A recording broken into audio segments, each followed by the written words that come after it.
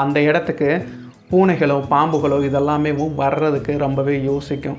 சரி, இந்த கூடுகளில் ஏதாவது பிரச்சனை இருக்கா அப்படின்னு கேட்டால் பிரச்சனைகளும் இருக்கத்தான் செய்யுது. அதாவது இந்த கூடு கட்டுறதுக்கு நேர காலம்ன்றது ரொம்ப அதிக அளவில் இருக்குது. மற்ற கூடுகளை கட்டுறது 2-3 நாட்கள்லேயும் மற்ற பறவைகள் கட்டிடும். ஆனால் தேன் சிட்டு இந்த கூடுகளை, இந்த தொங்கும் கூடுகளை அமைக்கிறதுக்கு 6லேருந்து 10 நாட்கள் வரைக்கும் கூட எடுத்துக்கும்.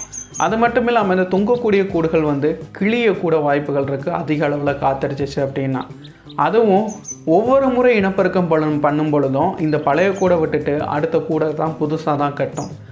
ஏன்னா அதிக அளவில் பாதிப்பும் அடையக்கூடியது இந்த கூடுகள் காற்றினால். அதனால் அடுத்தடுத்த ஒவ்வொரு முறைக்குமேவும் புது புது கூடுகளை தான் அமைக்கும். இந்த மாதிரி சின்ன சின்ன பிரச்சனைகள் இருந்தாலுமே மற்ற பறவைகளின் கூடுகளை ஒப்பிடும் பொழுது இந்த தேன் சிட்டு கட்டக்கூடிய இந்த தொங்கும் கூடுகள் ஓரளவு பாதுகாப்பானதாக தான் இருக்குது.